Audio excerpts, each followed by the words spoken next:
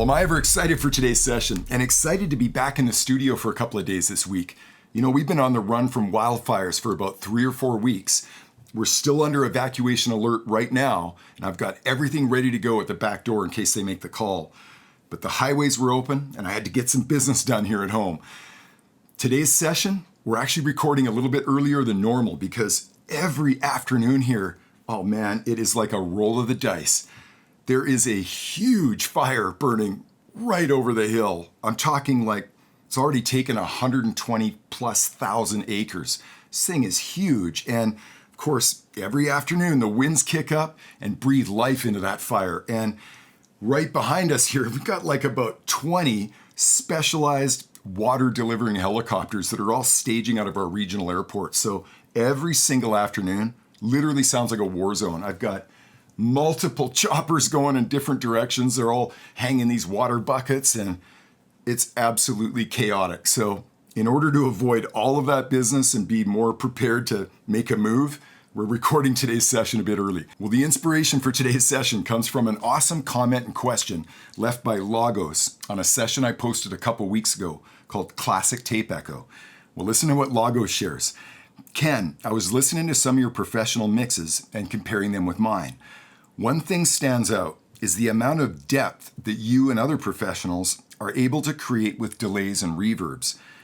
Could you make a video with some of your tips for creating depth and space in a mix and how to avoid having things sound too flat? Well, Lagos, thank you so much for engaging on the channel, my friend, and for bringing up this question because over time and through other sessions, I know we've touched base a little bit here and there on creating more depth, but never have we put a session together on specifically how to add more depth to your mix. Well, in my own experience, that question's a little bit loaded because the way I go about creating depth in a mix varies depending on what style and genre of music that I'm working on. Most of my career I've spent working on really aggressive industrial electronic or metal.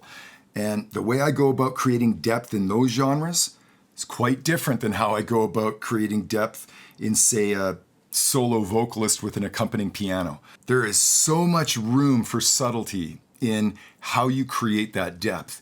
Tiny little subtle things like the amount of pre-delay that's going to, say, a reverb, or just how much early reflections are coming back off that reverb. All these little details that when you're listening to a solo vocalist with a piano, you can hear these things. You can hear them loud and clear as you're creating that depth. In a really aggressive industrial electronic track, you know, I've said it before, there's just no room for subtlety in my own experience. The kinds of things that I was just talking about with that solo vocalist, they just get lost in a great, big, busy mix. So the way I go about creating depth in a busier, more aggressive kind of industrial track is I create contrast. This is such an important concept when you're creating depth. Well, I've got a couple of great examples of how I like to use contrast to create depth in my mix. Just for reference, let's have a listen to a few bars of this little work in progress.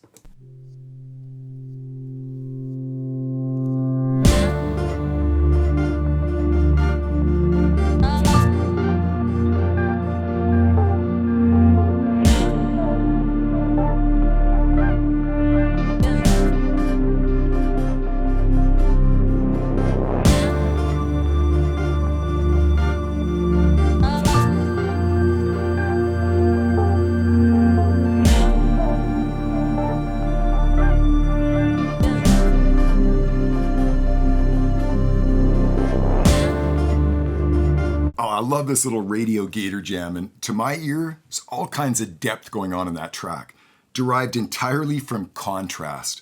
And what am I talking about? Simply the contrast between dry and wet sounds. This is something that you're going to notice straight across the board on all of my mixes, is that when I use a reverb, it's long and it's big. When I use delay, it's typically loud in the balance of the mix. Those reverbs and delays that I'm putting in my mix are not subtle. It's the contrast between the dry and those huge sounds that can be a huge bonus and asset when you're trying to create depth. Let me show you what I'm talking about. I'm gonna go ahead and solo up a VCA that I've got a bunch of tracks grouped to that I'm calling dry. Check it.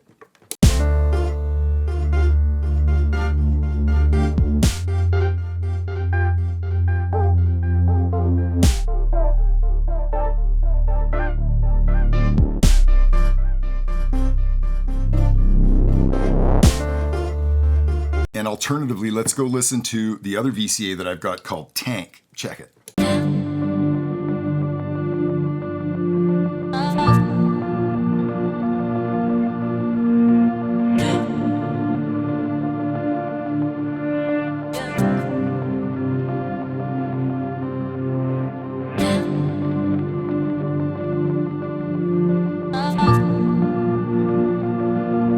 Yeah, this is exactly what I'm referring to when I talk about contrast.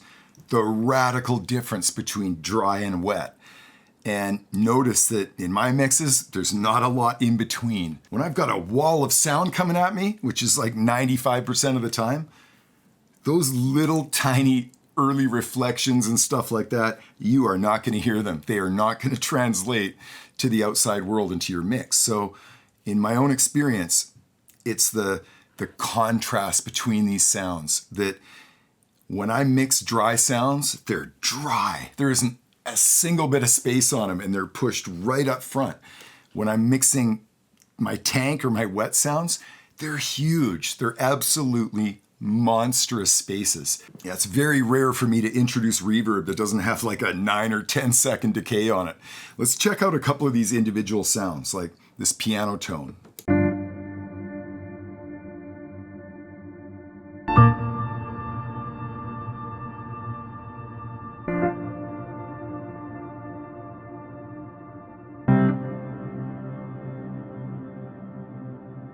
Yeah, not only is that reverb really long, but there's this huge pre-delay going into it, almost like a quarter note echo on the front end of it, which just makes it last forever. And this is exactly what I'm talking about. Here's another example.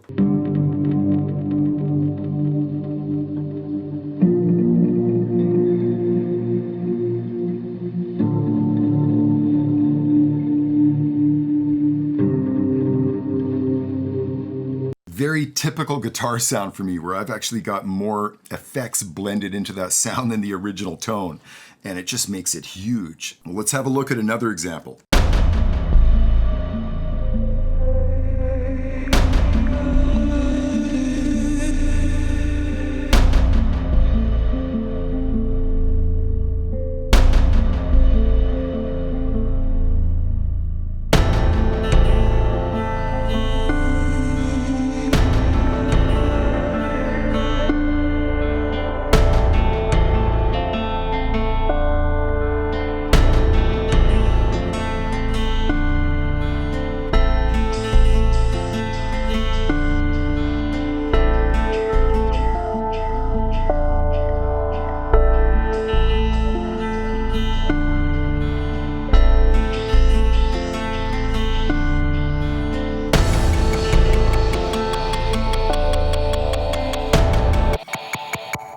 Yeah, I really dig that track. Similarly to the other track, I've got a couple of VCAs set up, and I've got everything that I'm calling dry on one of those VCAs. Let's have a listen to that.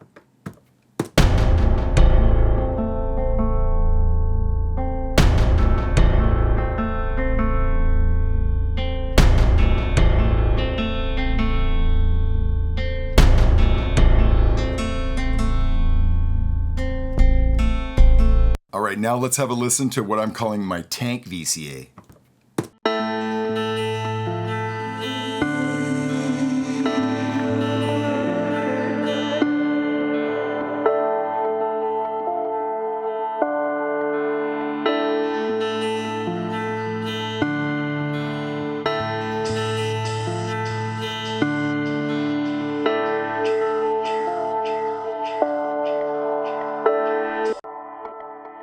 Yeah, the very same thing going on in this new example. My dry sounds, the things that are on that dry VCA, are right in your face and pushed right up front and flat across the speakers. When I switch to my tank VCA, everything is just huge. It's the complete opposite of dry, right? It's absolutely a tank. And this example leads to modulation. You know, I've talked about this so many times in so many sessions. If you're not modulating the sends to these effects and the returns of these effects, then you're absolutely missing out on magic that can happen into your mixes. I promise you that if you start modulating everything in your mix, it's going to have way more depth. Why? Because it's consistently and constantly changing and morphing. Your mix is not static.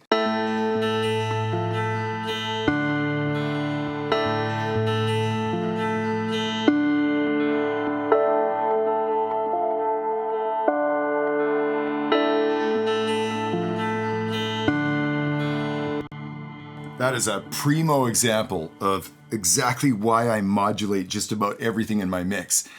The repeats and the return of that delay just sound 100 times more interesting with that sweep, with that filter sweep opening up and closing down on it.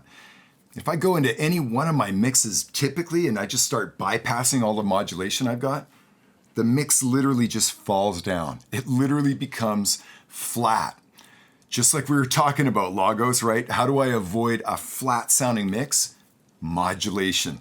It absolutely is your secret weapon to start creating more depth in your mixes. Oh yeah, Lagos, I can share from personal experience that introducing these two ideas is going to help elevate your mixes and add so much more depth to them. You know, you talk about getting away from that flat sounding mix. A solid understanding of this contrast between the dry and the wet and going for the extremes and absolutely modulating just about everything in your mix. When you start compounding all of that movement and adding it together, you can literally turn that flat mix into a three-dimensional experience that will just blow your mind. Well, thank you very much for sitting in on today's session. The afternoon winds are starting to kick up and I can hear helicopters firing up, so it's time to pack up. Until next week, stay safe.